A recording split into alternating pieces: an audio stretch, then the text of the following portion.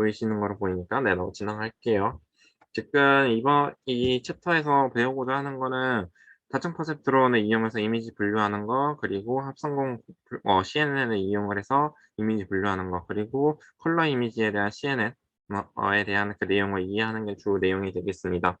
요거를 먼저 진행을 하는 거는 대부분의 어떤 딥러닝 알고리즘이든 뭐든 간에 다 CNN 컨볼루션이라는 개념이 많이 들어가요. 다 모든 알고리즘 중에.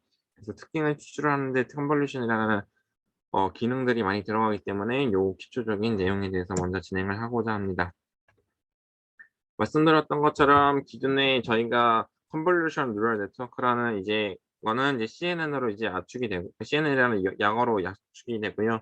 그리고 다층 퍼셉트론이라고 이제 한글로 표현이 됐던 거는 멀티 레이어 퍼셉트론이기 때문에 MLP라고 영어가 이제 영어로 표현이 됩니다. 그래서 따라서 지금 기초 지식으로서 먼저 말씀을 드려야 되는 거는 이제 모두 이제 어떠한 딥러닝이든 간에 먼저 어떠한 모델을 설계를 하고 그 모델 설계를 한 걸 가지고 그러니까 첫 번째로서 데이터를 구성을 해야겠죠. 학생분들이 어떤 프로젝트를 할 때는 결국에 내가 하고자 하는 꼴이 있으면 그 꼴에 관련된 데이터 형태를 이제 만들고 그리고 데이터를 트레이닝 데이터, 네, 트레이닝 데이터, 밸리데이션 그리고 테스트 데이터로 나눠서 그 세 개 데이터 형태로 나눠야 됩니다. 그 형태 비율이 60%, 20%, 20%라는 게 되고요. 그리고 그 트레이닝 데이터를 가지고 이제 여러분이 설계를 한 딥러닝 어떠한 모형에 대한 구조가 있을 거예요. 그 구조에 데이터를 집어넣어서 이제 이 모델이 학습할 수 있도록 이제 뭔가 얘가 계속 가중치들이 이제 변경이 되는 과정이 이루어지겠죠. 그럴 때 이 모델이 이제 어떠한 로스 펑션 그러니까 손실 함수에 의해서 이제 모델이 계속 최소화 그러니까 이 데이터를 잘 맞출 수 있도록 얘가 학습이 될 수 있을 텐데 거기에서 들어가는 뭐 손실 함수라든지 그리고 최적화할 수 있는 방법 아니면 뭐 그런 것들에 의해서 결국에 학습이 이제 그 경사하강 방법은 이제 하나의 대표적인 예시인 거고 뭐 대부분의 딥러닝 모델들은 경사하강법에서 기반을 한 이제 학습 방법들이 이제 계속 개발이 되어져 왔죠. 그래서 그중에 이제 방법 중에 하나인 뭐 아담이라든지 아니면 뭐 SGD라든지 그러한 방법론들을 이용을 해서 결국에 모델이 그냥 학습하는 방법이라고 생각을 하시면 될 것 같고요. 그 학습하는 과정이 결국에 몇 번 학습을 할 건지가 결국에 EPOCH라고 부르는 그 학습수를 의미를 하는 거고 그리고 이게 실제로 이제 학습하는 과정에서 얼마만큼 이동을 해야 되는지 경사가 얼마만큼 이동을 해야 되는지에 대한 그 이동 범위를 나타내는 게 결국에 학습수라고 러닝 레이트라고 생각을 하시면 됩니다. 이런 러닝 레이트나 에폭이나 그런 것들은 이제 딥러닝 모델이 학습하기 위한 하이퍼 파라미터 사전에 설정이 되어야 되는 하이퍼 파라미터로 이제 설정을 미리 사전에 해야 되는 거고요.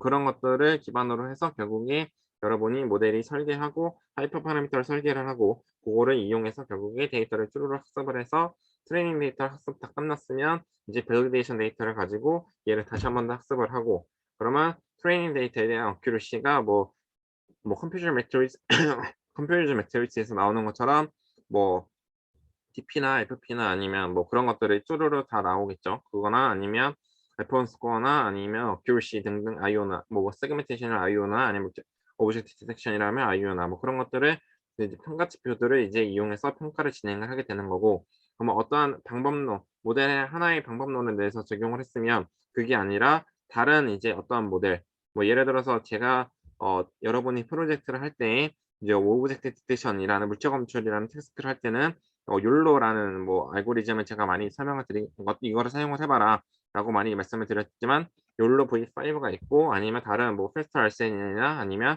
다른 기존의 유명한 알고리즘들이 있을 거 아니에요. 그렇기 때문에 그런 것들 이제 3-4개 정도 이제 비교를 해라라고 이제 말씀을 드렸어요. 그런 식으로 이제 뭔가 하나의 방법 데이터셋에 대해서 결국에 비교할 수 있는 게 A, B, C, D, E의 그 각각의 모델에 대한 방법론을 이용해서 비교 분석을 진행을 하는 거죠. 그럼 각각에 대한 A, B, C, D, E에 대한 비교 분석을 진행을 했을 때에 성능이 높은 어떤 하나의 방법이 있을 거 아니에요.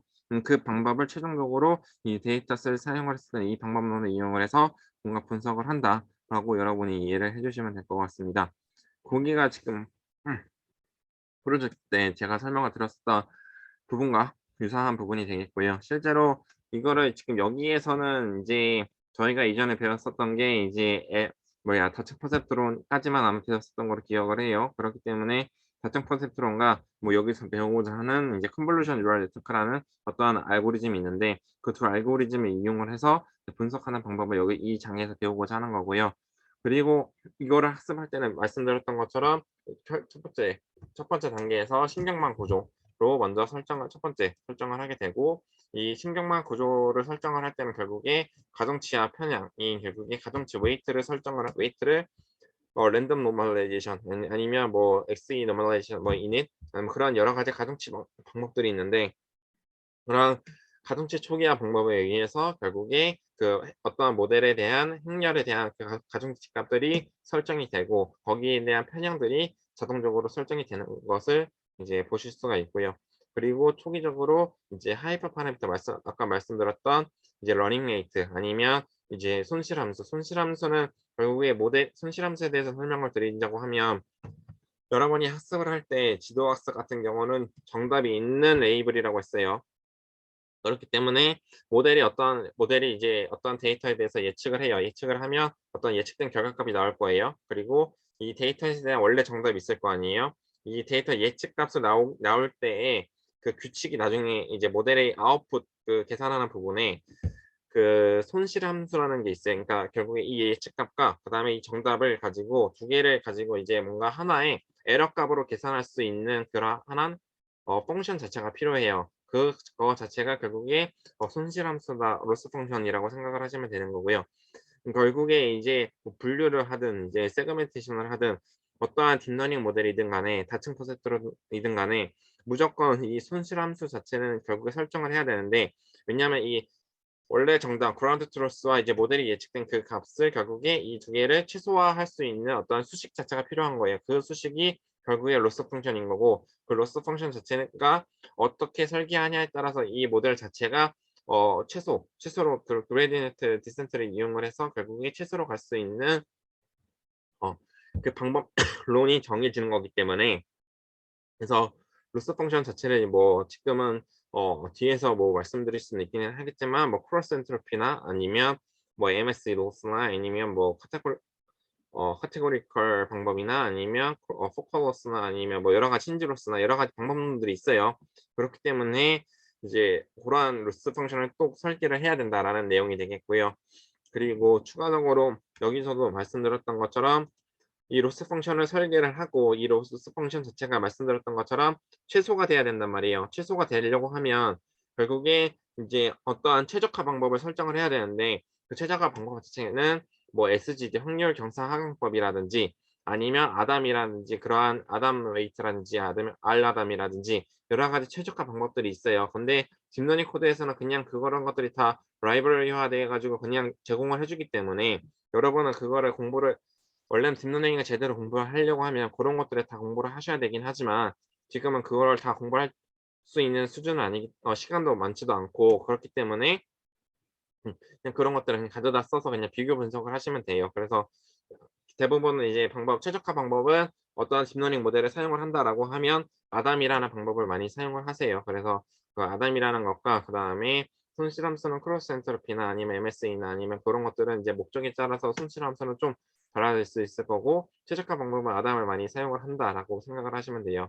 그러면 이제 손실함수에서 결국에 나온 그 에러 값이 있잖아요. 그 에러 값을 가지고 결국에 저희가 이제 평가 지표인 뭐 F1 스코어나 그런 것들을 적용을 해서 이제 평가를 진행을 한다라고 보시면 돼요. 그러니까 데이터가 있고 데이터에서 모델이 있고 모델에서 이제 로스 함수가 설정이 될 거고 그 로스 함수와 이제 로스 함수를 이용해서 이제 최적 함수가 여기 설정이 될 거고 그러면 이 최적화 결국에 이 모델 자체가 결국에 이 최적화 함수와 이제 로스 펑션에 의해서 최소화 에러가 주는 방향으로 계속 학습이 될 거고 그러면 나오는 그 에러 값 자체를 뒤에 어디선가 이제 평가 지표인 그 평가 지표를 이용해서 평가를 한다라는 게 결국에 딥러닝에 대한 기본적인 골자라고 생각을 하시면 될 것 같습니다.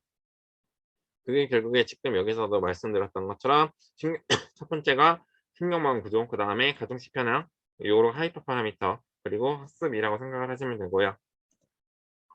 여기에 제가 여기서 활성함수를 설명을 드리진 않았는데 이 활성함수는 결국에 말씀드리면 그러니까 딥러닝 모델 같은 경우는 한 층만 이루어지는 게 아니라 여러 층으로 구성이 되어 있는 거예요. 1 층이 구성이 돼 있고 2 층도 있고 3 층이 되어 있는데 각 층별로 넘어갈 때 이 웨이트가 이렇게 뭔가 전파된다라고 했을 때 여기서 이 첫 번째 레이어가 두 번째로 갈 때 모든 것들을 다 넘기는 게 아니라 여기에서 특정한 일부분만을 이제 필터링해서 넘기게 될 거예요. 그 방식이 결국에 이 활성화 함수라는 거예요. 활성화 함수인 거고 이 활성화 함수 자체는 활성화 함수의 종류로서는 대부분 제일 유명한 게 렐로나 아니면 뭐 이엘로 아니면 이제 시그모이드라는 방법들이 있어요. 인터넷에 찾아보면 있을 텐데 인제 이 활성화 함수를 쓰는 것 자체는 이제 딥러닝 모델이 이제 레이어가 깊을수록 이제 레이어가 깊어진단 말이에요. 그렇게 된다라고 하면 이제 깊어진다라고 하면 여기 뒤에 갈수록 이제 뒤에 레이어 같은 경우는 그레디언트가 잘 전달이 되지 않는 문제점이 있어요. 그게 베니싱 그레디언트라는 문제점인데 그러한 베니싱 그레디언트라는 문제점을 해결을 하기 위해서 이러한 활성화 함수를 쓰기도 하고요. 이 활성화 함수를 쓸 때 어떠한 활성화 함수를 쓰냐에 따라서 이러한 베니싱 그레디언트 문제점들이 이제 조금 문제점을 경감할 수 있다라는 그런 것들도 있습니다. 그래서 활성화 함수를 근데 여러분이 그냥 어떤 것들을 적용할 때 그냥 대부분은 그냥 렐로 혹은 리킬렐로 아니면 그런 것들 그냥 가져다 쓰시면 돼요. 그래서 적용할 때는 먼저 대부분 컨볼루션 쓴 다음에 지금 뒤에서도 나오긴 하겠지만 CNN의 구조 같은 경우는 먼저 컨볼루션을 거치게 되고 컨볼루션으로부터 어떠한 특징 맵이 뽑히게 될 거고요. 그럼 특징 맵이 뽑힌 거에 이제 액티베이션 펑션을 거치게 될 거고요. 그럼 액티베이션 펑션을 거치기 전에 이 특징 맵 나온 거에 이제 배치 뭐 무슨 노멀레이션 방법을 적용할 수도 있고 노멀레이션 방법을 적용을 안 할 수도 있어요. 그거는 이제 여러분이 모델을 설계를 하기 나름인 거고 여기서 제가 말씀드렸던 컨볼루션 특징 맵이 추출되고 특징 맵 추출한 거에 액티베이션 펑션이 적용이 된 게 한 레이어를 대부분 그냥 기초 레이어로 많이 사용이 되게 되는데 그런 것들을 이제 1 층에 설정을 하거나 아니면 2 층에서 똑같이 이제 어 컨볼루션 나오고 이제 특징 맵에 이제 액티베이션 적용한 거고 그런 것들이 이제 반복적으로 적용이 되는 게 뭐 간략하게 설명하면 이제 컨볼루션 뉴럴 네트워크가 되는 거고요. 요거를 뒤에서 지금 좀 더 자세하게 설명을 드리도록 할게요. 그래서 멀티레이어 퍼셉트론 같은 경우는 저번에도 말씀드렸지만 그러니까 노드 생기고 그 노드가 결국에 한 층 그다음에 다른 노드 다른 은닉층 그다음에 출력층으로 해서 은닉층이 여러 개가 된 게 결국에 멀티레이어나 아니면 그런 식으로 설정이 된다라고 보시면 돼요. 그래서 노드 수 자체는 이제 입력 사이즈 같은 경우는 저희가 이미지 사이즈에 맞게 설정이 돼야 되고 이 출력 같은 경우는 결국에 이제 내가 분류를 하고 만약에 분류 태스크라고 하면 내가 10 개를 분류를 하고 싶다. 그러면 10 개 클래스로 설정 아웃풋 자체는 10 개로 설정을 하셔야 된다라는 거죠.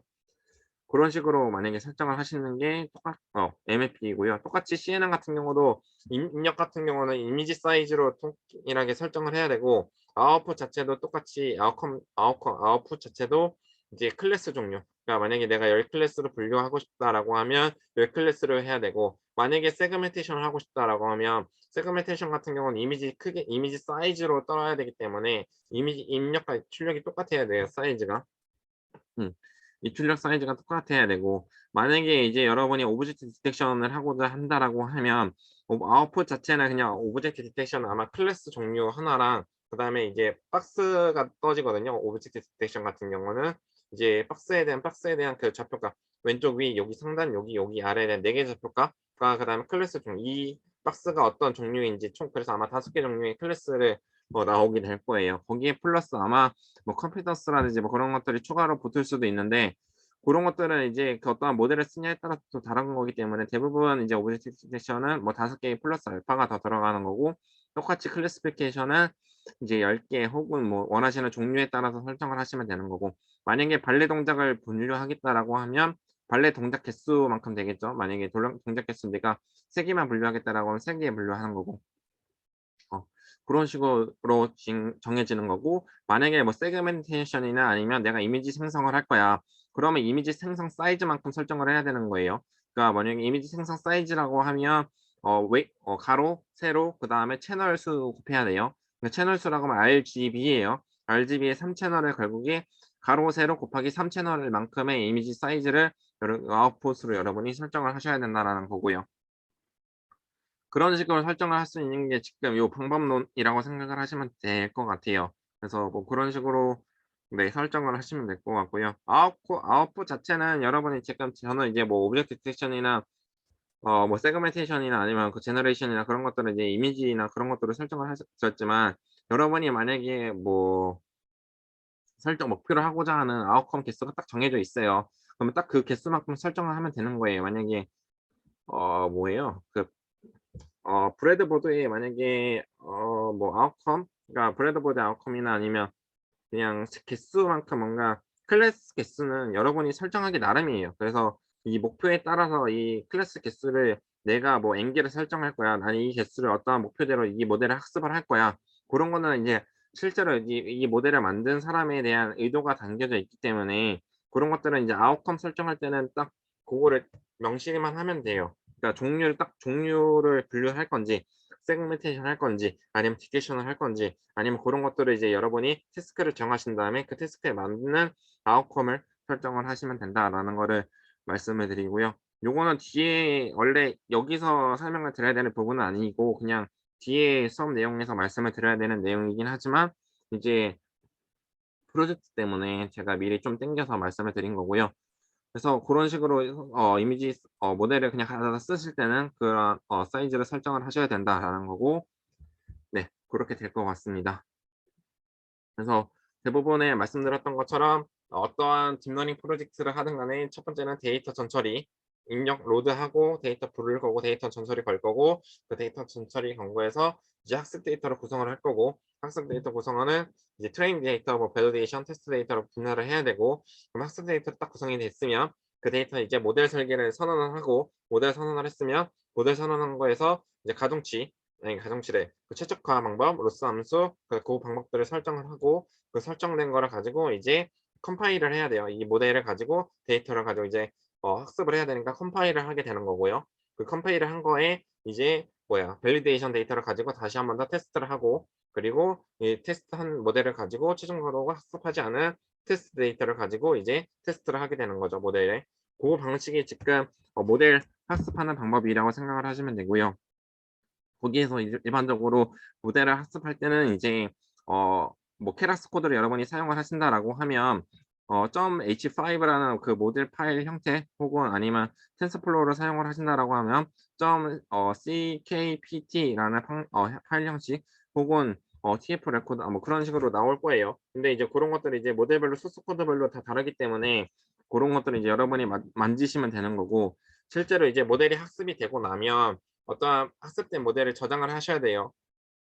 그냥 소스 코드 상에서만 돌아간다라고 그렇게 놔두시면 안 되고 거기에서 모델 자체를 저장을 하신 다음에 그 소스 코드 그 스크립트 말고 다른 스크립트를 만드셔서 인퍼런스 할 수 있는 스크립트를 만드셔야 돼요. 그러니까 인퍼런스 할 수 있는 거라는 거는 밑에서 여기 테스트하는 부분을 따로 띄어 가지고 이게 while 무한 루프 돈 다음에 그 무한 루프 상에서 얘가 돌아가도록 만들어야 된다는 얘기예요. 왜냐하면 이 인퍼런스 코드 자체가 결국에 모델 자체를 로딩해서 실시간적으로 데이터가 어디선가 들어왔으면 그 데이터에 대한 결과값을 추론을 하고 추론된 결과값 자체를 여러분이 어딘가의 서버 혹은 앱이나 아니면 앱이나 이제 웹에 뿌릴 수 있는 거죠.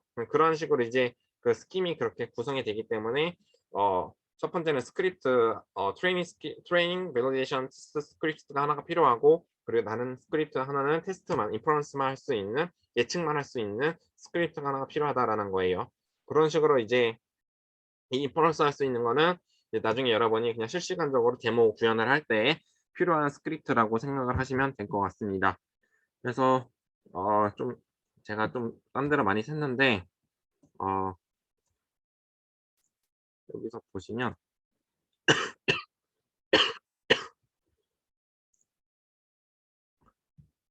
여기는 케라스 홈페이지 공식 홈페이지에서 제공을 해 주는 그 소스 코드들이에요. 근데 여기서 보면 이게 이 소스 코드 들어가보면 다 이런 것들이 이미지 클래시피케이션의 기본 예제들이거든요. 그러니까 공식 홈페이지에서 제공을 해 주는 여러분이 처음 배울 때 사용할 수 있는 공식 홈페이지에 대해서 제공을 해 주는 코드들이에요. 그래서 뭐 여기에 보면 디노이징이라든지 아니면 뭐 세그멘테이션이라든지 아니면 이제 분류라든지 그런 것들이 다 적용해져 있어요. 이런 식으로 다 그리드 캠이라든지 요렇게 다 소스 코드들이 있어요. 그러니까 여러분들 요런 소스 코드를 말씀을 드리는 게 처음 배우는 거기 때문에 여러분들이 다 이해를 못할 거란 말이에요. 여기 제가 여기 심플 엠네스트 요거 하나 들어가서 보시면 이렇게 소스 코드가 있고 여기에서 뷰 인 콜앱으로 들어가게 된다라고 하면 이 콜앱에서 음 이렇게 소스 코드들 다 있어요. 기본적으로 어떻게 돌아가는지. 근데 요런 것들을 여기에서 지금 이 상태에서 동작을 하려고 하면 런타임에 모두 실행을 하면 되는데 이 상태에서 소스 코드가 실제로 고쳐지지는 않아요. 그렇기 때문에 여러분이 파일에 요거를 다운로드를 받으신 다음에 요거 IPNI MB는 주피터를 사용을 하기 때문에 IPNI 요거를 다운을 받으신 다음에 이거 다운받은 걸 가지고 파일에 노트 업로드라는 게 있어요. 노트 업로드라는 걸 통해서 이 업로드라는 그 클릭을 하신 다음에 이 파일 다운받은 거 있잖아요. 이 파일 다운받은 거를 여기다 드래그 앤 드롭을 하면 돼요. 그럼 드래그 앤 드롭을 하면 새로운 창이 뜨거든요. 그럼 새로운 창 뜬 거에서 거기서 이제 수정을 하면 안에 있는 소스 코드 자체는 수정을 하실 수가 있어요. 그래서 고런 식으로 이제 어 기본적인 소스 코드 자체는 지금 여기에서 한번 돌려보면서 이해를 하시면 된다라는 거고요. 이왕 한 김에 그냥 여기서 쭉 이거는 기본적인 컨볼루션 뉴럴 네트워크인 CNN에서 가장 대표적인 데이터인 nlist인 숫자를 분류를 하는 예제예요. 요거는 가장 정말 어떤 딥러닝 무슨 과목을 들어도 이거는 다 기초적인 예시고요. 먼저 여기서 필요한 이제 그 라이브러리들은 다 불러오고 거기에서 지금 이 이미지 사이즈 같은 경우는 지금 28 바이 28이에요. 요거는 그레이스케일 이미지이기 때문에 28 바이 28에 1로 들어간 거거든요.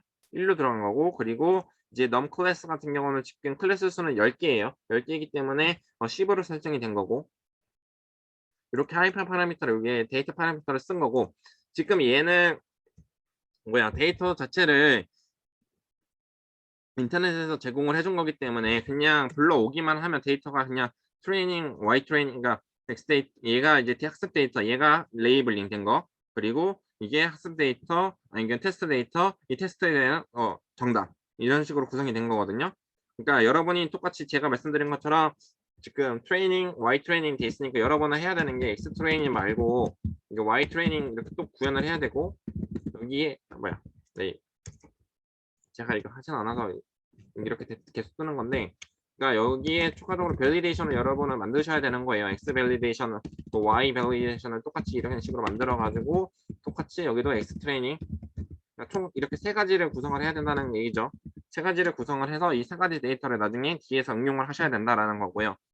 그리고 이 데이터를 긁고 오고 나서는 지금 여기서 노멀레이션을 적용을 했어요.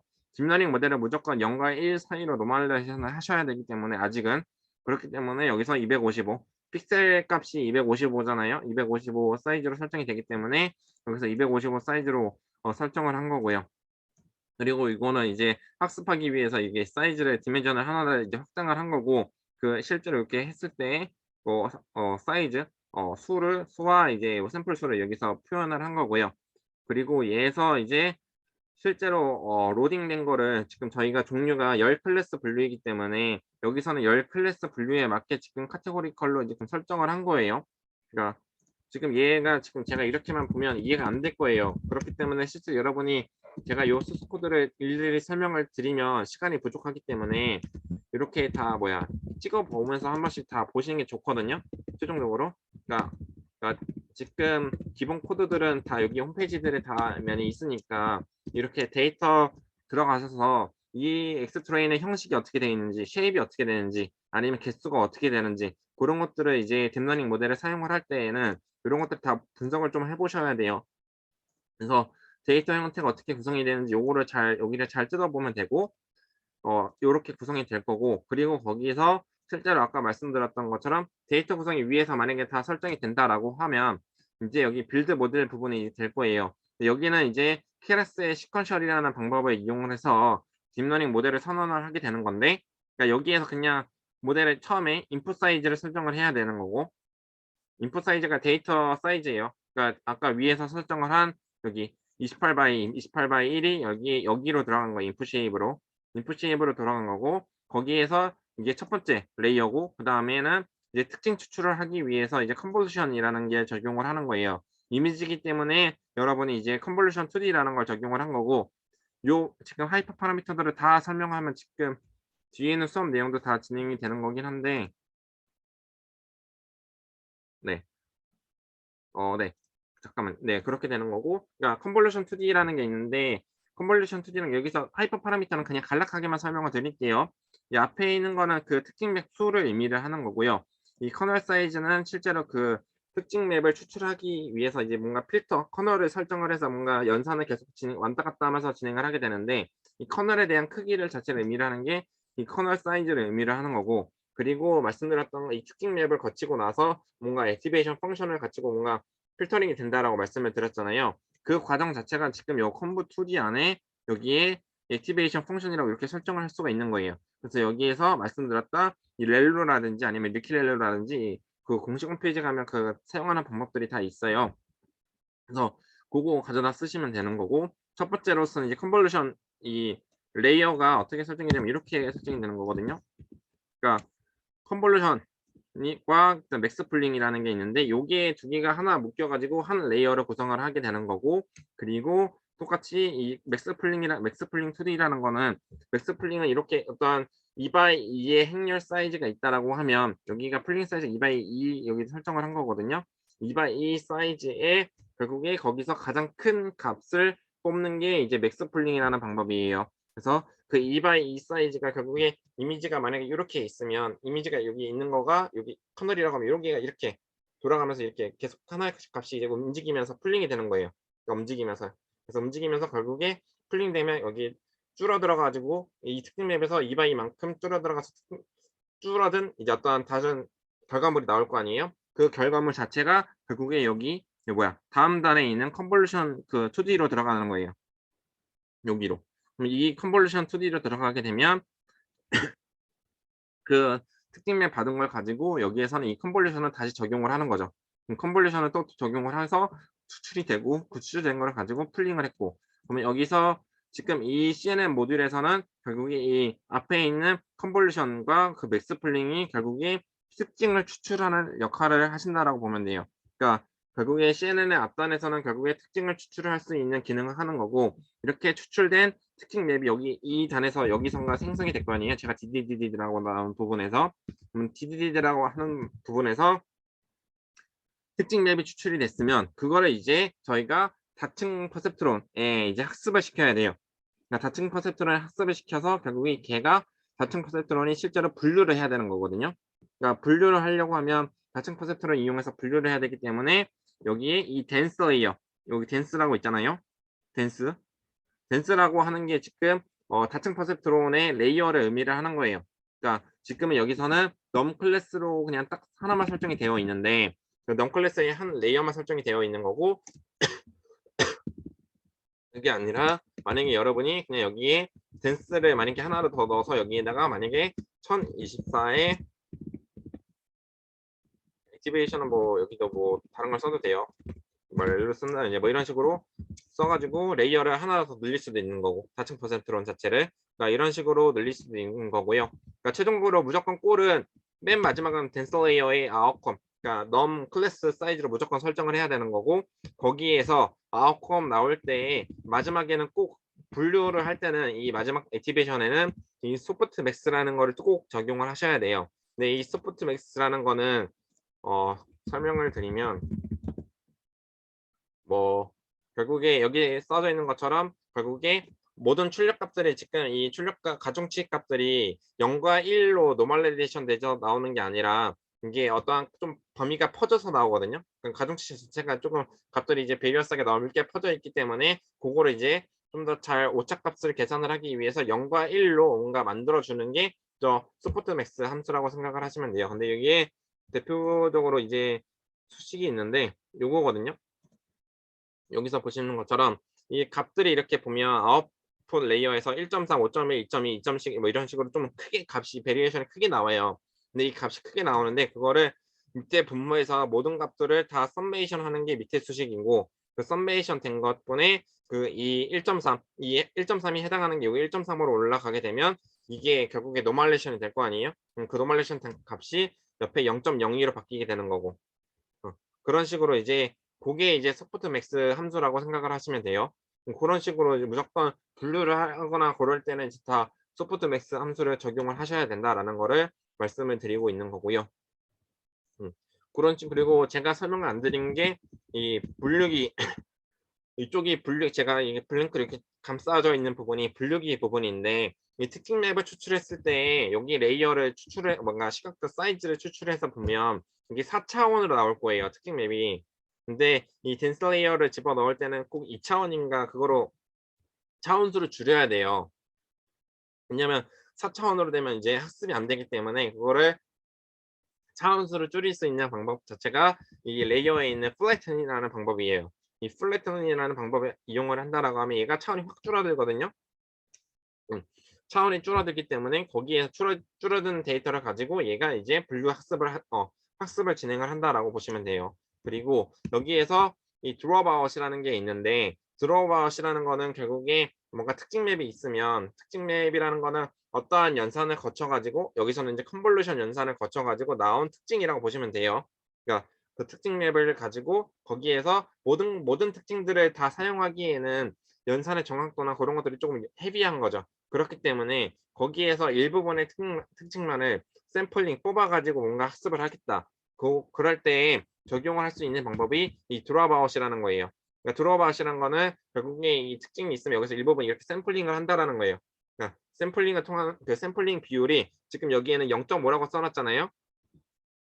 0.5는 0.5 확률만큼 이제 내가 그 사이즈만큼에서 거기서 0.5만큼 뽑겠다라는 거예요. 그러니까 뭔가 만약에 100이 있으면 거기서 50만큼 뽑겠죠. 그 나머지 값들은 이제 넘기지 않고 결국에 그 50만큼 뽑아 가지고 다음 단으로 넘기는 그 방법으로 생각을 하시면 될 것 같습니다.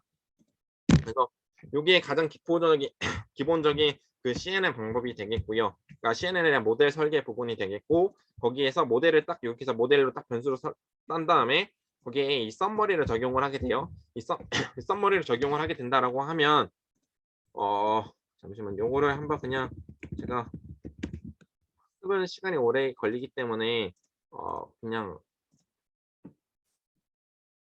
실행을 하면 이렇게 얘가 점박이가 계속 돌아가거든요. 이 점박이가 돌아가면 여기서 돌아갈 거고 여러분이 로컬 컴퓨터에 만약에 GPU가 달린 게 있으면 여러분이 가지고 계신 GPU 컴퓨터에서 돌리셔도 설정하고 다 하면 되는데 만약에 GPU가 없다라고 하면 제가 지금 보여드리는 것처럼 콜앱에서 적용을 하시면 되는 거거든요. 콜앱에서 지금 제가 이렇게 오탈자들이 많아서 지금 에러가 떴는데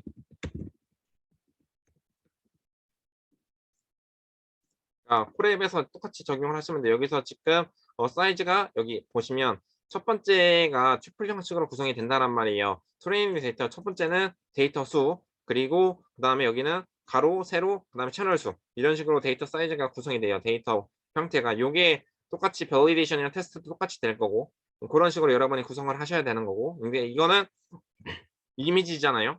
이미지니까 이렇게 구성을 한 건데 만약에 텍스트라고 하면 좀 달라지겠죠.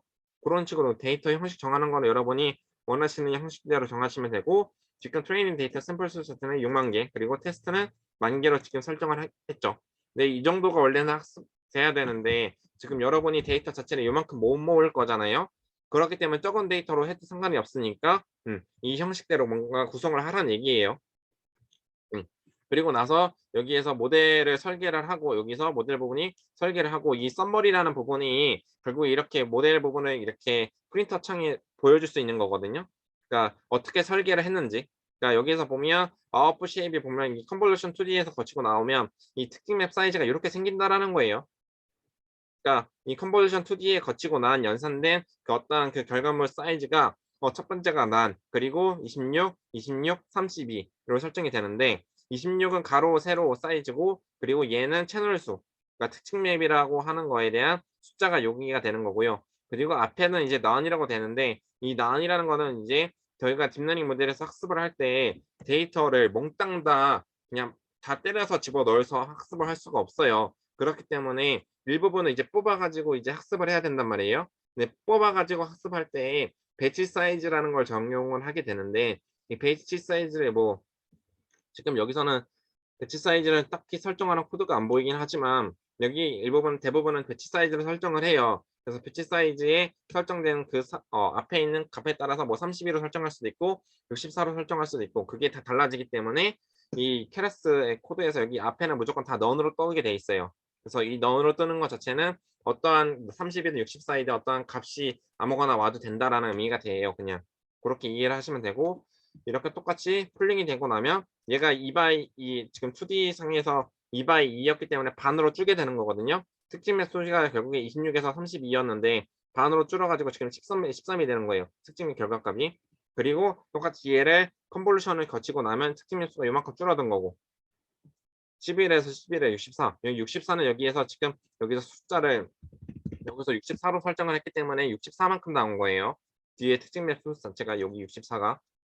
그리고 여기서 맥스 풀링은 또 겹치기 때문에 여기서 이제 아마 슬링이 반올림이 된 게 아니라 반내림이 됐을 거예요. 반내림이 돼서 아마 5 정도가 된 거고 5가 됐고 거기서 똑같이 얘를 플래턴으로 나중에서 차원을 2차원으로 딱 낮춰야 된다고 했잖아요. 그렇기 때문에 앞에 차원을 남겨놓고 거기에서 이제 16,000 누린 거고 거기에서 이렇게 16,000 이렇게 적용이 돼서 실제로 최종적인 아웃컴 자체는 10으로 종료가 된 거고 실제로 여기에 이 파람즈라고 적혀져 있는 부분들이 있는데 이 파람즈라는 부분이 결국에 학습을 해야 되는 그 가중치, 그 웨이트 값들 파라미터 수라고 보시면 돼요.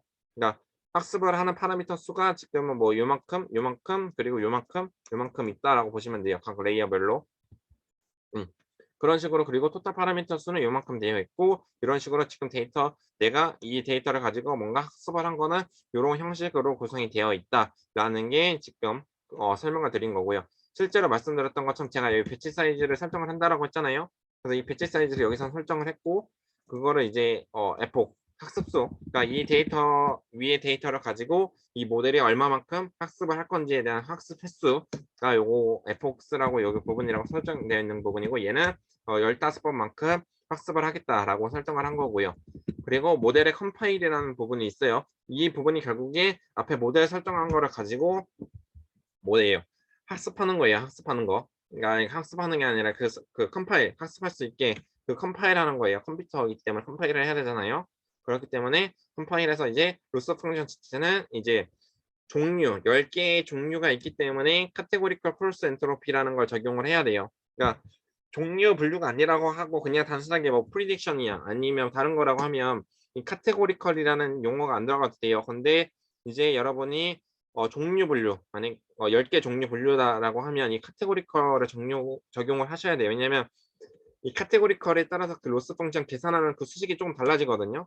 그렇기 때문에 그 카테고리컬을 적용을 하셔야 되고 카테고리컬에 있는 크로스 엔트로피를 로스에 적용을 하셔야 되고 그리고 아까 최적화 방법 자체는 이제 아담이라는 걸 적용을 하시면 된다라고 말씀을 드렸고 그냥 여기에 이게 여기 매트리스가 여기가 이제 학습할 때 평가할 수 있는 그 어큐러시예요. 그래서 여기에 제가 월 수업 시간에 말씀드렸던 어큐러시나 아니면 MSE나 아니면 F1 스코어나 아니면 뭐 컴퓨터 매트리스에 들어가야 되는 AUC라든지 학습할 때 이제 평가할 수 있는 요소들이 지금 여기 매트리스 안에 들어가야 된다라는 걸 말씀을 드리고 있는 거고요.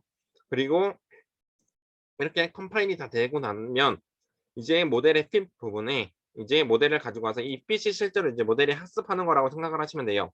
모델이 학습하는 거는 트레이닝 데이터가 필요한데 트레이닝 데이터가 이제 실제로 학습 데이터와 정답이 필요한 거고 정답이 Y 트레이닝인 거고 그리고 거기에 배치 사이즈 설정을 해야 되고 학습 수는 요만큼 그리고 밸리데이션은 지금은 요거는 밸리데이션은 여기서는 설정을 하지 않고 여기서 트레이닝이랑 여기 뭐 이 설정한 그 데이터 수에서 0.1만큼 띄어 가지고 밸리데이션을 사용을 하겠다라는 거예요.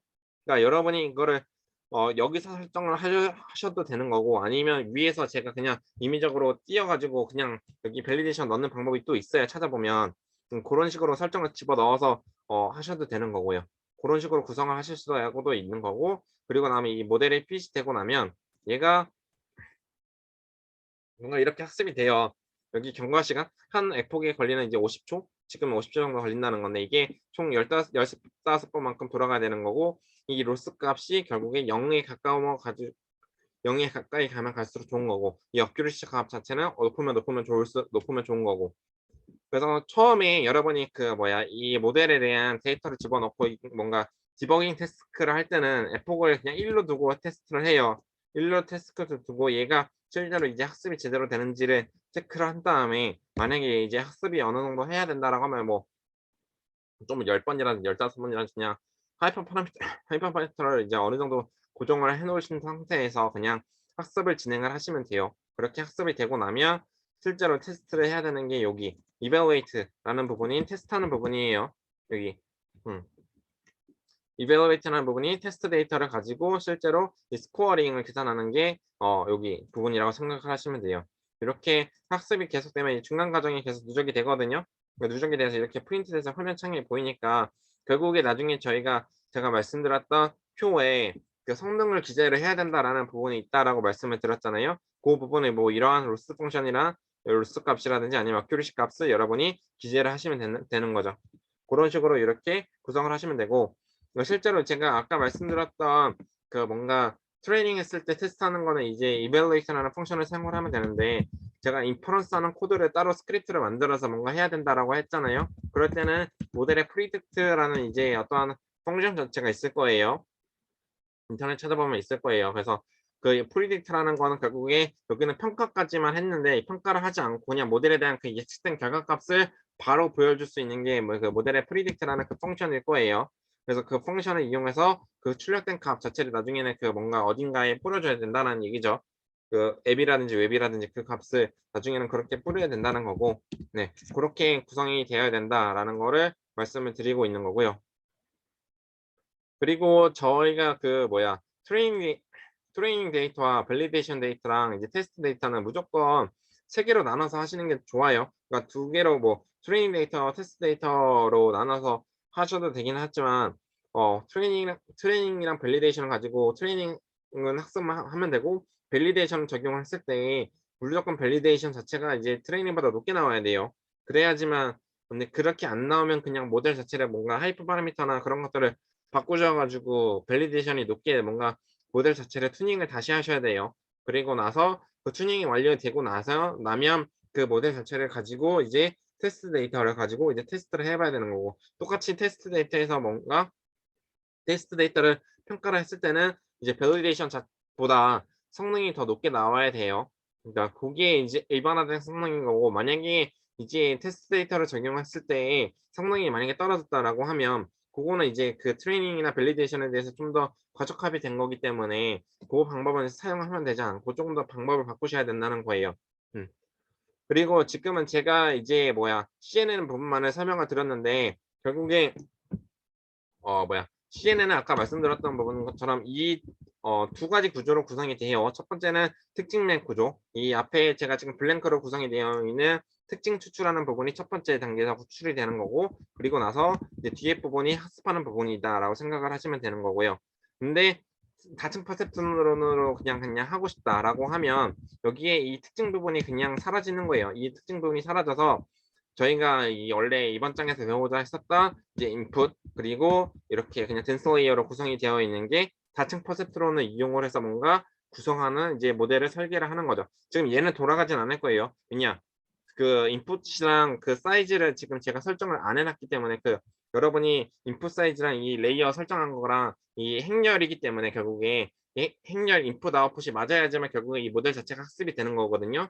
그렇기 때문에 이 중간 과정에서 뭔가 그 행렬 에러가 뜨면서 뭔가 모델 사이즈가 안 맞아요. 막 그런 식으로 엄청나게 에러가 많이 뜰 거예요. 모델 설계를 할 때. 음. 그럴 때는 이제 모델 그 에러 나온 코드 있잖아요. 그 부분을 긁어 가지고 구글 형님한테 물어보면 돼요. 그러니까 구글 형님의 대부분 이제 나오는 다 있어요. 뭐 스택 오버플로우라든지 뭐 그런 거에 대부분 다 있기 때문에 거기서 물어보시는 게 제일 빨라요. 그리고 뭐 코딩 디버깅이라든지 그런 것들도 다 거기 제공을 해 주기 때문에 거기서 물어보시면 되고요. 지금 요것도 저는 이제 케라스라는 코드를 기준으로 해서 말씀을 드리지만 뭐 케라스라든지 아니면 텐서플로우라든지 파이토치라든지 아니면 텐서플로우도 1점대도 있고 2점대도 있고 아니면 카페라든지 여러 가지 라이브러리들이 엄청나게 많아요. 그렇기 때문에 어떠한 수업에서 모든 라이브러리를 다 다룰 수가 없기 때문에 그런 것들은 그냥 여러분이 하나 제는 이제 수업 때 조금 더 설명하기 편하기 위한 그런 케라스 코드를 이용해서 설명을 드린 거고 요게 좀 더 다른 코드들에 비해서 좀 깔끔해요. 그렇기 때문에 명시적으로 이해하기에는 조금 더 이게 편리하고 좀 더 이해하기 명시적으로 머릿속에 박히기 때문에 음 요거를 이용을 해서 제가 설명을 드린 거고요. 그래서 여러분이 다른 거 다른 만약에 파이토치를 구현을 할 거야. 만약 뭐 키라스 다른 캔서플로우 2점대로 구현을 할 거야. 그런 것들은 제가 설명드리는 것보다는 인터넷에 물어봐서 그거를 그냥 그 함수 그런 것들 바꿔가면서 다 디버깅을 하셔야 되긴 해요. 그래서 그냥 가장 기본적인 깔끔한 코드를 이용해서 뭔가 구현을 하는 게 가장 깔끔하다라고 설명을 드리는 거고요. 그리고 심플 안에도 설명을 드렸지만 여기에 보면 그리드 캐미라 이렇게 많이 있어요. 그러니까 여기 케라스 공식 홈페이지에 이제 코드 이그젠플이라는 부분이 있거든요. 지금 우리 수업은 컴퓨터 비전에 한정돼서 설명을 드리는 거니까 요 컴퓨터 비전 들어가면 있으니까 여기서 많이 사용을 해보면 되는 거고, 그리고 만약에 여러분이 그 안에 있는 모델 부분에 뭔가 레이어나 뭐 그런 것들을 뭔가 바꿔서 해보고 싶다라고 하면 여기 케라스 API 모델 부분에 API 부분이 있어요. 아니면 뭐 레이어 API라는 건지 요런 것들 그냥 바꿔가면서 한번 성능 분석을 해보세요. 그런 것들은 그냥 기본적으로 해볼 수 있는 요소긴 하지만 여러분이 최종적으로 어떤 바꿔서 그냥 성능 테스트를 해볼 수 있지만 제일 좋은 거는 인터넷에 오픈되어 있거나 아니면 논문으로 오픈되어 있는 유명한 모델들이 있어요. 유명한 모델들을 먼저 유명한 모델들의 예시가 결국에 지금 제가 보여드린 요러한 여기 뒤에 써져 있는 방법들이에요. 여기에 뭐 빅 트랜스포머 뭐 이런 것들이 다 모델 이름이거든요. 뭐 여기에서 from 뭐 시리 스캔이나 뭐 이렇게 다 모델들 이름들이 다 정해져 있고, 아니면 이제 케라스 여기서 케라스 어플리케이션 여기는 이제 이미지 클래시피케이션에 대한 뭔가 유명한 모델들을 미리 구현을 한 거거든요.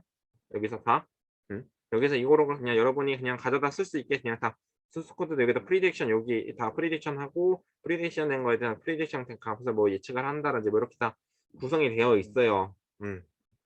그래서 만약에 이미지 분류 쪽을 대부분의 학생들이 이미지 분류를 많이 하기 때문에 요거를 보여드리는 건데, 그래서 모델을 미리 이렇게 여기가 모델 선언한 부분이에요. 그러니까 모델 선언한 거에 뭐 모델 사전 학습되어 있는 거를 불러와서 뭔가 구성이 되어 있는 건데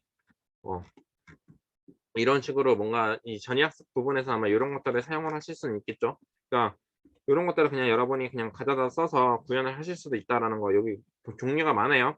종류가 많은데 여기서 그냥 비교 분석하려고 하면 그냥 한두 개 정도 해서 뭔가 해보시면 되는 거고, 여기 있는 거 응용해서 막 하는 것보다는 그 제가 말씀드렸던 것처럼 이 코드 이그젠플에 아까 저기는 이제 분류기 부분밖에 없어서, 근데 여기가 뭐 다른 태스크 오브젝트 디텍션이나 세그멘테이션 그런 것들 하려고 하면 여기 있는 거 조금 이용하시는 게 좀 더 나을 거예요. 왜냐면 여기 있는 것들은 안에 있는 레이어나 그런 것들을 명시적으로 이해할 수 있게 조금 이해하기 쉽게 소스 코드를 풀었었단 말이에요. 저거는 이제 함축적으로 돼 있어서 그냥 모델만 그냥 가장 빠르게 해서 뭔가 성능 비교하기 할 때만 쓰는 거지. 그렇기 때문에 여러분은 공부를 처음 공부하는 입장이기 때문에 그냥 여기에서 그냥 나랑 비슷한 주제 하나 잡고 그냥 여기에서 모르겠으면 그냥 여기 있는 거 그냥 공부를 하면 돼요. 여기 있는 거 하나 공부해서 진행을 하시면 된다라는 거를 말씀을 드리고자 하는 거고요. 지금 이거를 설명을 했기 때문에 제가 뭐야 이건 다른 거고 어디 갔지? 네. 지금 원래는 이 학성공 식량망을 뒤에 부분은 지금 중간 부분들은 이론들은 제가 중간 부분은 다 간략하게 설명을 드리긴 했는데 요거는 다시 한 번 더 뒤에 설명을 할게요. 지금 프로젝트 이어서 그냥 이 부분을 설명을 드리는 게 좀 더 나을 것 같아서 요거는 다음 시간에 이 뒤에 있는 부분을 좀 더 이론을 설명을 드리도록 하고, 얘를 먼저 설명을 드릴게요. 얘는 지금 소스 코드를 본 것처럼 제가 뭐 프로젝트 속이라고 해서 뭔가 만들어 놓은 게 있어요. 올려놓은 것 중에. 그러니까 어 아직 프로젝트를 못 잡은 친구들도 많기 때문에 일부러 제가 요거를 굳이 만든 거예요. 그러니까 이미지 클래시피케이션을 하려고 하면 제가 어떠한 책에서 그냥 보고 여러분께 그냥 똑같이 말씀드린 거거든요. 그러니까 여기서 첫 번째, 예지는 결국에 천장, 개 이미지와 고양이 이미지 천장 총 2,000장을 분류를 학습을 해 가지고 개, 고양이 분류를 하는 그냥 이미지 분류 모델인 거예요. 그럼 얘는 여기서도 똑같이 앞에서 필요한 라이브러리 등을 여기서 가져오게 되는 거고, 이 왼쪽 박스에서 그리고 가지고 온 걸 가지고 먼저 하이퍼 파라미터 여기 배치 사이즈나 아니면 에폭이나 그런 것들을 다 설정을 하겠죠. 그 설정을 하고 여기서도 똑같이 데이터, 원래 여기서는 추가적으로 들어간 게 앞서서는 데이터 증강기라는 게 없어요. 근데 여기서는 추가적으로 데이터 증강을 할 수 있도록 뭔가 이 이미지 데이터 제너레이터라는 걸 적용을 했어요. 근데 이 이미지 데이터 제너레이터 적용한 거는 그러니까 데이터 증강이라는 거는 이미지가 학습 데이터가 여러분이 모든 프로젝트는 지금 데이터 수가 지금 적잖아요. 여러분이 모은 것들은. 그렇기 때문에 무조건 데이터 증강을 적용을 하셔야 될 거예요. 그렇기 때문에 데이터 증강이라는 거는 이미지를 뭐 로테이션 한다든지 아니면 이제 플립을 한다든지 아니면 뭐 색깔을 몇 가닥 막 바꾼다든지 뭐 기울기를 적용을 한다든지 그런 식으로 데이터 증강을 할 수 있는 방법이에요. 이거를 이제 그거는 이 컴퓨터 비전에서 적용할 수 있는 데이터 비전 그러니까 뭔가 증강할 수 있는 방법인 거고 아니면 이제 뭐 생성 모델을 이용을 해서 뭔가 데이터 증강을 할 수도 있어요. 임의적으로 새로운 이미지를 만들어 가지고 그런 식으로 증강을 할 수 있는 방법도 있고요. 그래서 그러한 이미지 데이터 증강하는 방법이 있고 데이터 증강된 걸 가지고 실제로 이제 이 데이터 이게 뭐야 트레이닝 데이터 제너레이터에서 실제로 이제 학습 데이터 형식으로 만든 거고요. 그러니까 요거는 지금 여러분은 위에 것 제가 아까 보여드렸던 거는 뭐야 그냥 오픈 데이터를 이용해서 그냥 가져온 거기 때문에 뭐 학생분들한테 좀 유의미하진 않았지만 얘는 그 뭐야 폴더로 미리 로컬 환경에서 폴더로 데이터들을 다 정리를 해 놓고 그거를 다 로딩해서 쓴 예제예요. 그렇기 때문에 여러분은 다 지금 만드시는 것들은 다 데이터를 로우 데이터로 다 만드시고 그거를 다 불러와서 뭔가 데이터 그 아까 보여드린 Y 트레인, X 트레인 그 형식으로 만든 다음에 그 형식대로 그 뒤에 모델을 태워야 되는 거란 말이에요. 그렇기 때문에 여기에 이러한 데이터 제너레이션이나 아니면 from 디렉터리 요러한 함수들을 여러분이 사용을 하셔야 되는 거예요.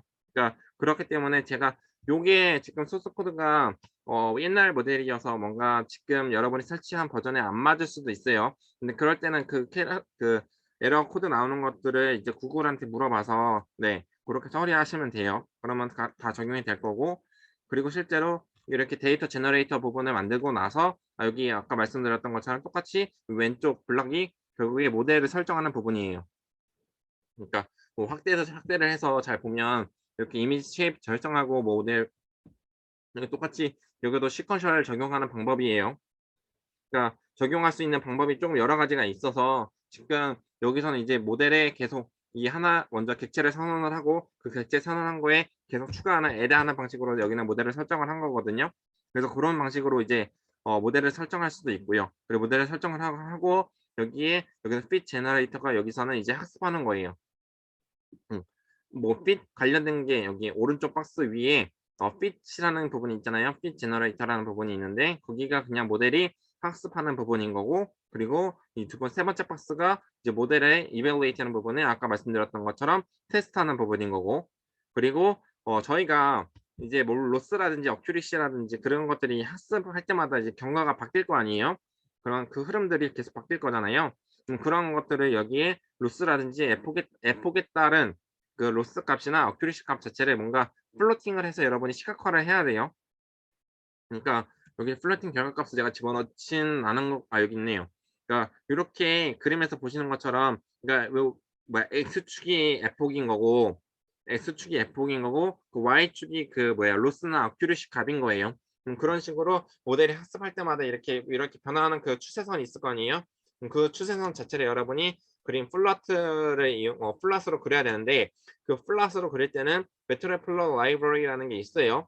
이거 대부분 그거 많이 쓰거든요, 파이썬에서. 그렇기 때문에 여러분이 여기서 타이틀이나 레전드, 여기 레전드나 아니면 이런 추세선이나 그런 것들을 다 그림으로 이쁘게 그리셔야 돼요. 모델 학습할 때마다. 그리고 여기서도 지금 빠진 게 있는데 여기 있다. 그 빠진 게 이게 아까 말씀드렸던 것처럼 모델을 저장을 해야 된다라고 말씀을 드렸어요. 모델 저장하는 거는 여기서는 H5 형식으로 지금 저장을 하는 거예요. 그렇기 때문에 모델 세이브라고 여기 딱 저장을 하고 그리고 제가 아까 말씀드렸던 것처럼 이 뭐예요? 모델 프리딕트라는 부분을 다른 스크립트를 켜가지고 새롭게 만들라고 막 얘기를 들었잖아요. 그 부분이 여기 모델 프리딕트 하는 부분이 여기 밑에 있는데 이 모델 프리딕트를 하려고 하면 위에 이 스크립트가 모델 선언하는 부분은 이 모델 프리딕트만 딱 이 모델 프리딕트라고만 선언하면 하면 안 돼요. 왜냐면 이 모델 부분이 위에 이 모델 설정한 부분 요거 있잖아요. 모델 시퀀셜 부분. 그러니까 거기서 이 모델 설정하는 부분, 선언하는 부분이 그러니까 여기도 있어야 되고 여기도 있어야 되는 거예요. 양쪽 스크립트 둘 다 있어야 되는 거예요. 그러니까 둘 다 모델 스크립트 선언한 모델 선언한 부분이 둘 다 선언을 하고 이 선언된 거를 가지고 얘가 테스트 데이터를 어디선가 불러와야 되고 인퍼런스하는 코드에서는 테스트 데이터에서 어디선가 불러와서 모델 선언을 하는 부분이 있어야 되고 그 선언된 거에 이 모델 프리딕트 하는 부분을 설정을 하고 모델 프리딕트 한 걸 가지고 이제 테스트 데이터를 집어넣어 가지고 프리딕션 된 값을 이제 출력을 해야 된다. 라는 게 이제 그 테스트 스크립트 인퍼런스 할 수 있는 그 코드에서는 그렇게 설정을 하셔야 된다라고 말씀을 드리고 있는 거고요. 그렇게 했을 때 이 프리딕션 된 값을 출력을 했을 때는 다 어레이, 그러니까 MP 어레이 형식으로 다 나올 거예요. 지금 모든 딥러닝은 다 거의 ND 어레이 형식으로 많이 사용을 하기 때문에 여러분이 뭐 데이터를 읽어올 때는 리스트 형식으로 많이 읽어올 텐데 리스트 형식으로 다 읽어오고 나서 파일의 딕셔너리별로 뭔가 코딩을 다 읽어올 수 있는 건 짤 수 있잖아요. 그러니까 다 읽고 나서 그거를 리스트 형식으로 뭔가 배열 형식 아까 보여드린 형식대로 그거 딱 만들어요. 그리고 나면 그거를 리스트 형식으로 만든 걸 가지고 타입 형반화 하면 돼요. ND 어레이 형식으로. 그렇게 하면 조금 깔끔하게 찰 수 있거든요. 그게 이제 여러분이 기존에 쓰실 수 있는 방법이고 거기에서 배치 사이즈별로 이제 뭔가 뽑아가지고 학습할 수 있는 거는 픽 부분에 집어넣어서 그냥 적용을 하면 배치 사이즈별로 뭔가 데이터를 뽑아가지고 학습을 하니까 음, 그렇게 적용하실 수 있는 거고요. 실제로 이렇게 제가 말씀드렸던 것처럼 모델을 학습할 때마다 이렇게 어떠한 추세서 로스나 아니면 어큐리시를 지금 여기는 하나만 썼는데 여러 번 하나만 쓰면 안 돼요. 하나만 쓰지 말고 이제 여러 가지 평가지표 뭐 3-4 개 정도 찾아가지고 평가지표 적용을 하셔가지고 그 각각에 대한 그 값을 여러분이 기재를 하시면 되고요. 여기에 어큐리시를 적용을 할 때는 가장 좋은 탑1 어큐리시 아니면 그런 탑5 어큐리시 아니면 그런 가장 높은 값을 이제 베스트 모델만 저장을 할 수 있도록 뭔가 옵션 부분이 있으니까 그런 것들을 설정을 하셔야 되는 거고 그리고 실제로 이렇게 어떤 추세선만 본다라고 해서 중요한 건 아니에요. 실제로 제일 중요한 거는 이러한 개 같은 이미지 테스트 이미지를 집어넣었을 때 실제로 예측된 확률이 얼마인지 그거를 이제 프린트해서 봐야 되잖아요, 우리가 눈으로. 그렇기 때문에 이렇게 이미지들을 집어넣었을 때 프리딕션 된 값이 어떻게 나오는지를 여러분이 이거를 플로팅을 해야죠. 그러니까 플로팅 해 가지고 그러니까 이 이미지일 때는 이 정확도는 얘야. 그리고 이 플로팅일 때는 얘는 정확도는 이거야. 요런 것들을 이제 매트랩플로 라이브러리나 그런 것들 이미지 시각화하는 걸 가지고 좀 이쁘게 정리를 하시면 이 하나의 모델에 대한 로스 그래프랑 이제 어큐리시 그래프 그리고 이 이미지에 대한 그 정확도를 측정을 하실 수가 있겠죠. 그런 식으로 이쁘게 정리를 하실 수가 있을 거고요. 음. 그리고 얘는 지금 이 다음 페이지는 다 똑같아요. 거의 다 비슷하고 순서는 어느 프로그램이든 간에 다 비슷해요. 그러니까 뭐 디텍션이든 세그멘테이션이든 다 유사한 흐름대로 다 들어가는데 얘는 지금은 6클래스 그러니까 클래스 종류가 달라진 거고 얘는 14,000장 정도 분류하는 프로젝트라고 보시면 돼요. 여기서 모델 부분도 이렇게 모델은 여기서는 다 시퀀셜이라는 걸 이용을 해서 구성을 한 거고 이렇게 구성을 했고 여기서 똑같이 로스랑 뭐 어큐리시 부분을 다 설정을 한 거고요. 음. 이렇게 얘는 지금 아까 앞에 예제는 그 스코어링 값 자체를 그냥 보여드린 그냥 수치값만 띄웠는데 그게 아니라 얘는 지금 여기는 그 원래 클래스 종류가 있잖아요. 6개 종류라고 하면 6개 종류 중에서 내가 제일 좋은 종류가 하나가 나올 거예요. 그 값을 지금 히스토그램 그래프를 이용해서 그린 거예요. 여기는 예시는. 그러니까 이런 식으로 그린다고 하면 결국 이 그래프가 좋았을 때 뭔가 시각화돼서 우리 눈으로 잘 보일 수 있잖아요. 그렇기 때문에 사람이 조금 더 보기 편하죠. 여러분이 이런 식으로 여러분도 구현을 하실 수가 있다.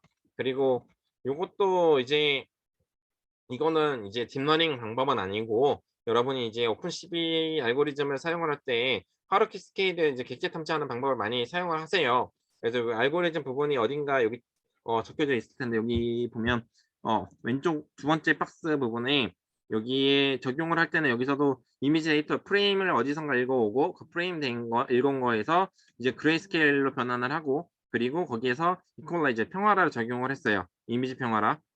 히스토그램 평화라 자체를 적용을 한 거고 그 평화라 적용한 거에 지금 여기서 페이스 캐스케이드 디텍션 멀티 스케일이라는 요거 방법을 적용을 한 거고요. 그 적용을 한 걸 가지고 여기서 뭔가 적용을 한 거거든요. 그러니까 그러한 그냥 그 흐름이에요. 결국에 똑같이 뭐 어떠한 오픈CV 알고리즘이든 간에 어떤 알고리즘을 적용을 할 때는 어딘가에 데이터를 읽어오고 데이터를 읽어온 걸 가지고 전처리를 적용을 하고 전처리를 적용한 거에서 어떠한 모델 방법론을 적용을 하고 이 방법론 적용한 걸 가지고 어떠한 결과값을 내고 근데 그게 뭐 클래시피케이션이든 세그멘테이션이든 디텍션이든 그런 것들이 다 정해지는 거죠. 얘는 지금 이거는 이제 오픈CV에 있는 하르캐스케이드에 있는 오브젝트 디텍션을 이용을 해서 이 물적 검출을 진행을 한 거고요. 그리고 똑같이 이렇게 실제로 했을 때 이렇게 눈이나 이렇게 얼굴 부분이 따로 떠진다라는 거를 보실 수가 있고 얘를 실제로 제일 제가 희망을 하는 거는 스태틱한 이미지에서 그냥 뭔가 표현을 할 수도 있어요. 근데 여러분은 실제로 모든 리얼타임 우리 실생활은 다 리얼타임으로 구성이 되기 때문에 스태틱한 이미지로 뭔가 처리를 하는 게 아니라 뭔가 리얼타임적으로 뭔가 이렇게 제가 동영상이 계속 들어오면 이 동영상을 계속 리얼타임으로 처리를 해 가지고 FPS나 처리 속도나 그런 것들을 뭔가 시각화해서 뭔가 보여줄 수 있는 프로그램을 만드는 게 지금 이 프로젝트에서 가장 여러분이 얻으실 수 있는 베스트 결과물이지 않을까 싶습니다. 음. 그런 식으로 이제 구성을 한 거고요. 요거는 이제 스태틱한 이미지에 대해서 구성을 한 거고 요거는 이제 비디오 데이터, 비디오도 연속된 이미지죠. 그러니까 요 소스 코드를 조금 강의 자료를 다운받아서 뭔가 많이 살펴보면 좀 보일 거예요. 그래서 보일 건데 그런 것들을 비디오 처리할 수 있는 방법 그리고 이거는 스케일이 똑같이 이 비디오에서도 정상적으로 떨어진다. 떠서 결과물이 나온다라는 얘기고요.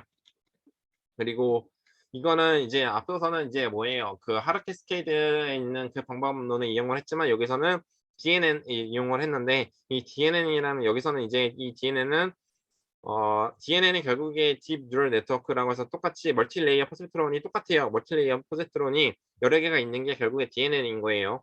근데 얘는 지금 카페에 있는 그 카페에서 제공을 해 주는 모델을 사용을 했거든요. 그렇기 때문에 제가 앞서서 설명을 해준 그 케라스에서 제공을 해 준 모델이랑 좀 달라요, 방법론이.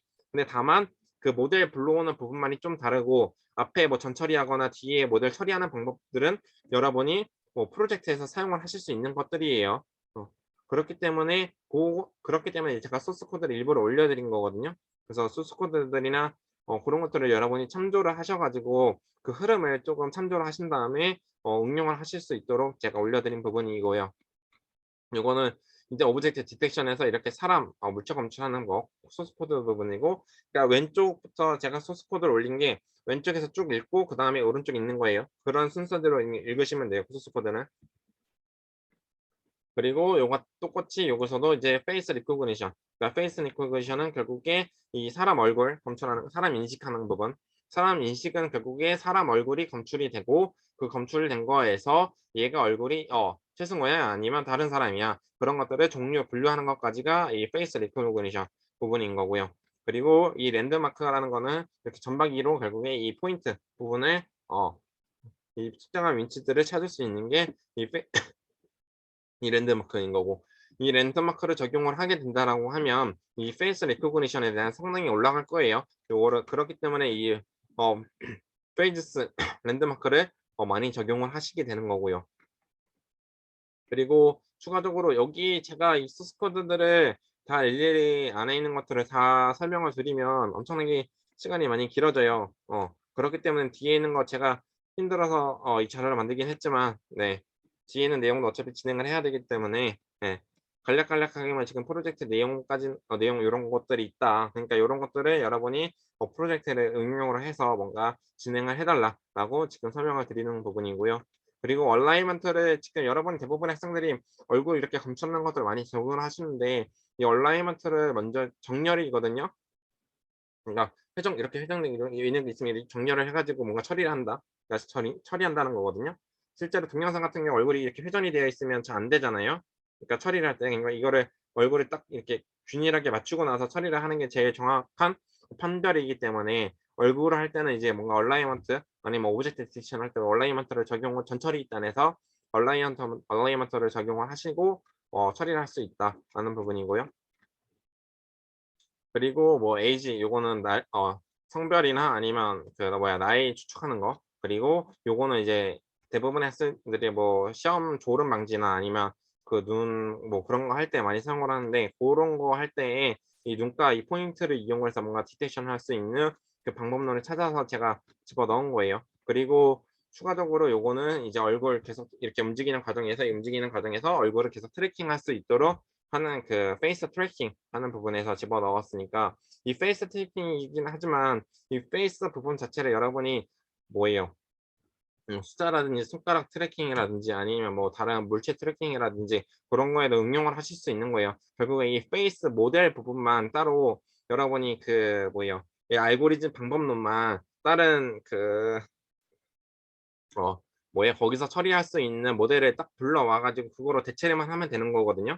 그렇기 때문에 지금 여기에 제가 올려드린 그 프로젝트들은 대부분 여러분이 많이 하시는 프로젝트 위주로 올려드렸어요. 그래서 이게 방법론 그러니까 전체적인 프로젝트를 구성을 할 때의 그 흐름 자체는 이 소스 코드를 좀 보면서 흐름을 파악을 하실 수 있고 거기에서 방법론 알고리즘 부분만 좀 다른 방식으로 여러 가지를 적용을 하셔 가지고 비교 분석을 하실 수가 있기 때문에 그런 식으로 적용을 하시면 괜찮지 않을까 생각을 하고 있습니다. 그리고 마지막일 거예요. 아마 여기 제가 네. 그리고 여기서는 이제 실제로 자동차 개수, 자동차가 몇 개 있는지를 카운팅하는 거거든요. 그러니까 뭐 사람 검출이라고 하면 사람이 몇 명 있는지 아니면 군 중에서 사람이 몇 명 있는지 뭐 그런 것들을 카운팅하는 예제라고 보시면 돼요. 그런 식으로 이제 총 7 가지 정도 제가 올려 드렸었던 거로 기억을 하고 있습니다. 수업 시간도 딱 맞춰서 떨어졌기 때문에 어 여기 그 딥러닝 프로젝트 응용 초기까지만 제가 진행을 하고 여기 뒤에 아까 케라스 코드 보면서 대충 이론은 그냥 어느 정도 조금씩은 설명을 드리긴 했지만 깔끔하게 설명을 드리지 않았기 때문에 그 깔끔하게 설명드리는 거는 다음 주 실시간 강의 때 여기 뒤에는 자체 퍼셉트론부터 제가 설명을 다시 드릴게요. 그래서 이 응용 소개랑 이 자체 퍼셉트론 부분을 네 조금 진행을 하도록 하고 최대한 지금 프로젝트를 진행을 하려고 하면 제가 올려드린 강의 자료나 온라인 영상을 조금 미리 학생분들이 보시면 좀 더 좋을 것 같은데 요거를 어떻게 볼 수 있는 방법은 제가 잘 몰라서 네 고거를 조금 제가 알아보고 공유를 해 드리도록 할게요. 그래서 아마 그 주차별로 출석 인증 아마 주차별로 봐야지만 여러분이 인정이 되기 때문에 고거는 해당 주차에 보셔야 되긴 하겠지만 프로젝트를 진행을 하려고 하면 조금 일찍 보시는 게 좀 더 좋지 않을까 네 생각을 하고 있습니다. 네. 여기까지가 제가 오늘 이번 주까지 준비를 한 내용이고요. 그래서 수업은 여기까지 진행을 하고 궁금하신 내용이 있으면 남으셔서 네 저한테 문의해 주시면 제가 답변 드리도록 하겠습니다. 이상으로 수업 마치도록 하겠습니다. 고생하셨습니다.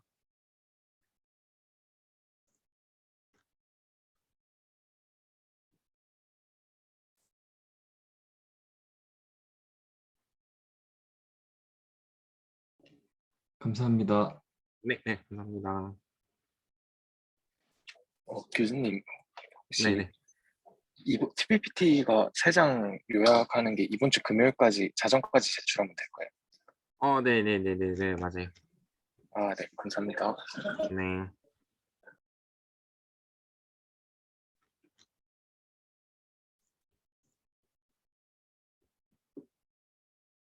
질문 있는 학생이 있으신가요? 9명 정도 남으셨는데. 질문 없어요? 질문?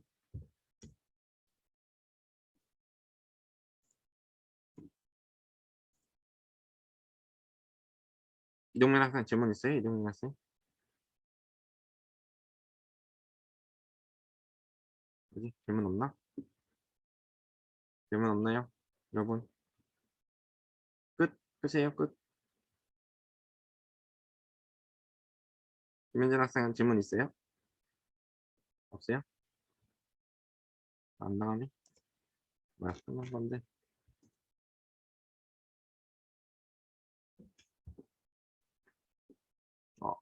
네. 끝난 것 같은데. 김현진 학생 질문 있어요?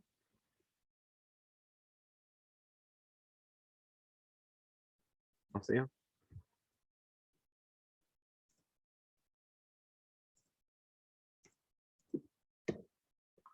수업은 끝났으니까 그러면 질문 없으면 끌게요. 네.